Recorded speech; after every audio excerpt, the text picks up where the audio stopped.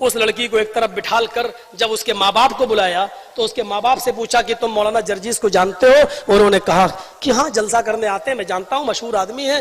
कहा नहीं, तुम्हारे घर कभी आए? कहा नहीं, हमारे घर तो नहीं आए। कहा तुम्हारी लड़की बोल रही है कि मेरे घर पे आए और 2 बजे दिन में 19/11/2015 को मेरे साथ गलत काम किया।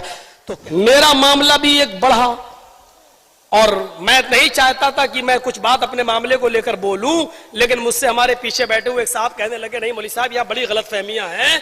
तो अब गलत फहमियां जिसके अंदर है तो उसको तो हम दूर कर नहीं सकते, वो तो रहेंगी तो रहेंगी। लेकिन तसव्वुर कीजिए मेरे भाइयों कि इतनी जल्दी इंटरनेट का जमाना है और मैं शुक्रगुजार हूं बनारस की जमात का, मैं शुक्रगुजार हूं वहां के लोगों का। यकीन कीजिए, एक शख्स से हमारी इटावा में राजनीतिक लड़ाई कह लो, सियासी लड़ाई कह लो, ये 10 साल से चली आ रही है। बदकिस्मती से वो भी मौलवी है। नाम लेने की जरूरत नहीं है, आप लोग समझ गए होंगे। और उसने अपना वो चोला बदलता रहता है। मऊ में भी आया था, उसको देवबंदी लोग बुलाते हैं तो वो देवबंदी बन जाता है, बरेलवी बुलाते हैं तो वो बरेलवी बन जाता है, शिया बुलाते हैं तो वो शिया बन जाता है। इटावा में जैनियों ने बुलाया तो वो जैनी भी बन गया। और यहां शिवलिंग बनते हैं वहां जाकर वो माथा भी टेक लेता है और वो टीका भी लगा लेता है। उसको पैसा चाहिए एनजीओ के नाम पर कि मैंने इतने गैर मुस्लिमों को मुसलमान किया, मेरा इतना बड़ा एनजीओ चल रहा है, इतना बड़ा मदरसा, जबकि सब झूठ है, सब फराड है। चूंकि मैं पूरे मगरबी यूपी का अमीर हूं, मैं उसको तस्दीक लिख कर नहीं देता हूं। मैं कहता हूं तुम्हारे पास 2 बच्चे जब मदरसे में नहीं पढ़ रहे तो मैं क्यों लिख कर दूं? तो वो 10 साल से ये दुश्मनी चली आ रही है कि ये मेरा बाहर चंदा नहीं होने देता है, जहां होता है वहां रोक देता है, और जब कोई तलाश करने आता है मेरा मामला तो ये कह देता है यहां कुछ नहीं। तो बहुत से मामलात में उसने हमें फंसाना चाहा, लेकिन जब कोई दाल नहीं गली तो उसने बनारस की एक लड़की को जो दिमाग से पागल है, 6 साल से उसका दिमाग का इलाज चल रहा है, वो फजर की नमाज पढ़कर, फजर की नमाज के टाइम अजान के बाद वो निकलती है और इटावा का वो मौलवी 4 लोगों के साथ 4 4 व्हीलर यानी 4 पहिए वाली गाड़ी लेकर गोल गड्ढा पे खड़ा हो जाता है और उस लड़की को फोन करके बुलाता है। वो लड़की सुबह फजर की नमाज के टाइम पर गोल गड्ढा पहुंचती है, जलालीपुरे की रहने वाली है, और उस लड़की को टाटा सोमो में अपनी 4 व्हीलर गाड़ी पर बिठाल कर इटावा लाता है।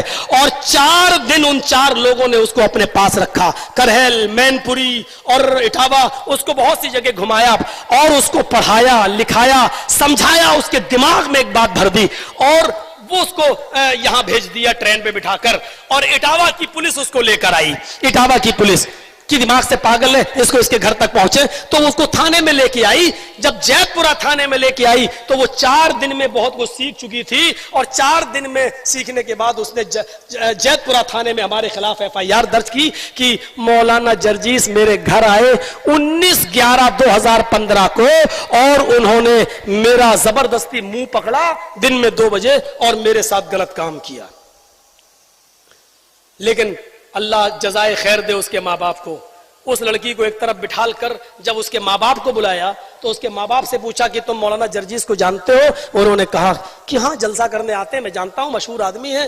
कहा नहीं, तुम्हारे घर कभी आए? कहा नहीं, हमारे घर तो नहीं आए। कहा तुम्हारी लड़की बोल रही है कि मेरे घर पे आए और 2 बजे दिन में 19/11/2015 को मेरे साथ गलत काम किया।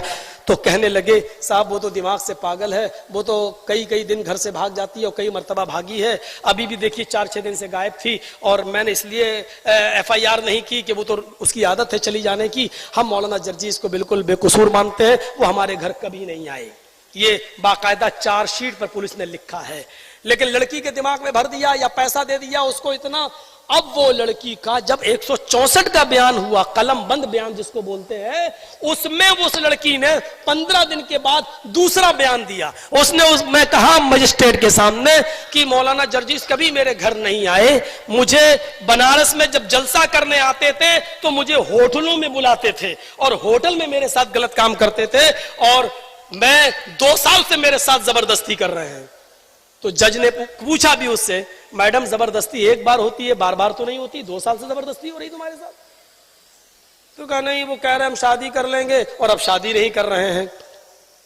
तो बस इस बयान को लिखकर उसने जैतपुरा थाने को अलर्ट कर दिया कि आप जो है तफ्तीश करिए कौन सी होटल थी कौन सी। अब लड़की से पूछा जा रहा है कि कौन सी होटल थी, किस होटल में तुम गई हो, 2 साल से तुम होटल जा रही हो। तो लड़की का बयान है जो चार्जशीट पर लिखा हुआ है कि मैं होटल जानती नहीं हूं, पहचानती नहीं हूं, और अगर मुझे होटल तक ले जाया गया तो मैं होटल पहुंच भी नहीं पाऊंगी। अरे 2 साल से तुम जा रही हो तो होटल नहीं, कहा नहीं मैं नहीं जानती होटल कौन सी थी, मैं भूल गई। फिर उस लड़की का मेडिकल कराया गया तो मेडिकल में साफ तौर पर आया no live and dead sperm seen, जो हमारी चार्जशीट पर लिखा हुआ है, और आगे भी लिखा है नो इंटरनल एंड एक्सटर्नल। ना उस लड़की के अंदर कुछ हुआ ना बाहर, यानी वो शादी से पहले जैसी थी वैसी ही है, उस लड़की के साथ कुछ नहीं हुआ। लेकिन मैं अरेस्ट स्टे ले चुका था इन तमाम आधार पर, लेकिन मुझसे मेरा वकील बोला इतना जबरदस्त ग्राउंड, लड़की एफआईआर में कुछ बोल रही है और 164 में ये बोल रही है, होटल का पता नहीं, मेडिकल में, अरे तुम्हें तो खड़े खड़े बेल मिल जाएगी, आ जाओ तुम, कौन है, अरे कैसे तुम चले जाओगे जेल के अंदर। और मैं उस वकील की बातों में आ गया, हालांकि मुझे ना कोई पकड़ रहा था ना कोई गिरफ्तार कर रहा था। मैंने सोचा इस केस को खत्म करें, मुकदमा लड़ें और बाइज्जत बरी हो। लेकिन मुझे क्या मालूम था कि ये सारे काम तो ट्रायल में काम आएंगे जब मुकदमा चलेगा। पहले तो लड़की का बयान ही सब कुछ है, पहले इधर आओ। और जैसे ही मैंने सरेंडर किया अपने आप को, वो मेरे खिलाफ इतने वकील खड़े हो गए, और पूरा विश्व हिंदू परिषद, बजरंग दल, ये सब, आसाराम अंदर जा सकता है तो मौलवी क्यों नहीं जा सकता, ये वो हंगामा ना भला, दुनिया भर की बातें शुरू हुई।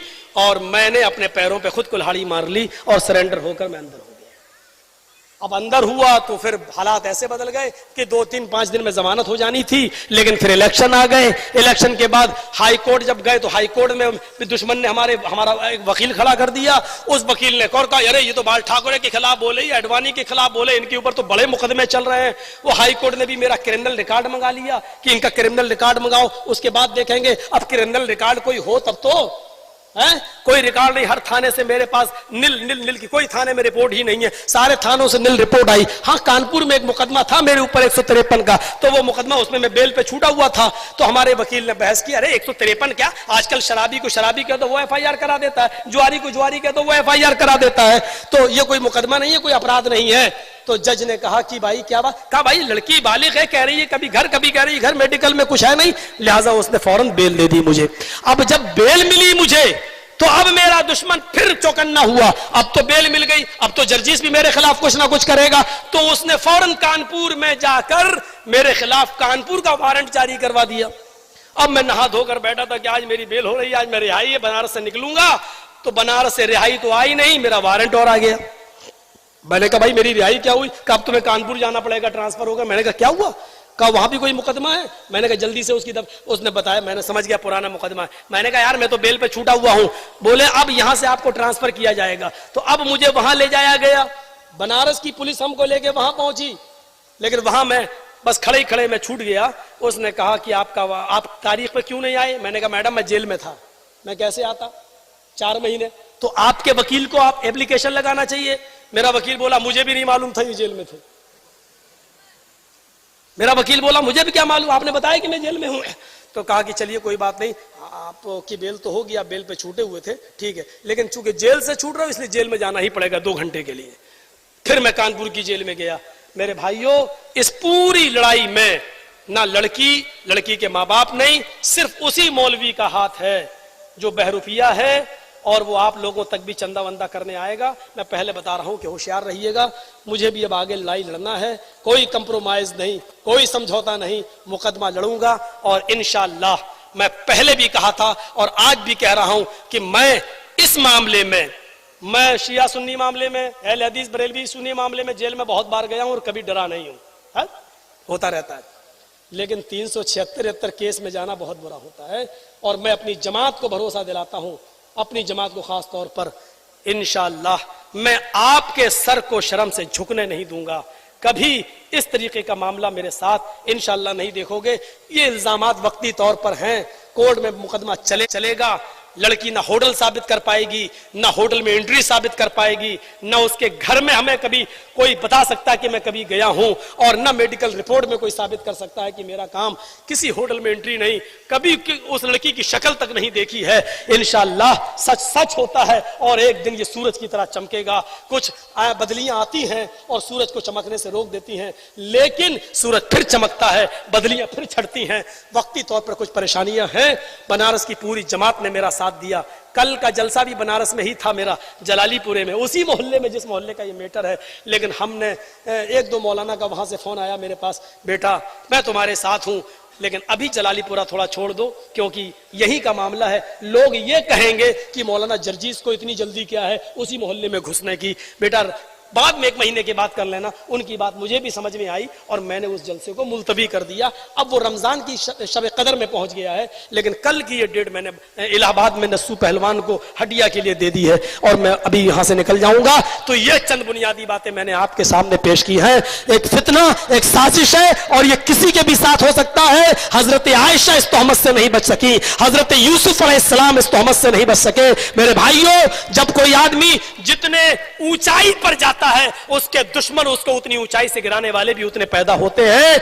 डॉक्टर जाकिर नाइक जैसी शख्सियत पर बताइए, जब जब जब आतंकवाद का किस्सा हटाया और ये केस हटा और कोई भी सीडी उनकी साबित नहीं हो सकी कि दहशतगर्दी में मुलव्विस है, तो अब करप्शन का और घोटाले का इल्जाम लगा दिया और पैसों का मामला उनके सामने आ गया है। अब इंटरनेट पर छाया हुआ है कि सऊदी गवर्नमेंट ने उनको नेशनलिटी दे दी। अल्लाह करे कि यह खबर सच हो और अल्लाह उनकी हिफाजत फरमाए, अल्लाह उनकी हिफाजत करे और अल्लाह उनसे दीन का काम लेता रहे। मेरे प्यारे साथियों, मैं हिंदुस्तान में हूं, हिंदुस्तान में रहूंगा, मैं हिंदुस्तान को छोड़ के नहीं जाऊंगा। चाहे कितने बड़े बड़े मुकदमे मेरे ऊपर चले, कितने बड़े बड़े मुकदमे चले, मैं मुकदमों को चैलेंज करता हूं और फेस करना जानता हूं। और मुझे हमारे हिंदुस्तान की अदालत पर भरोसा है कि एक दिन इंशाअल्लाह बाइज्जत बरी होकर मैं निकलूंगा।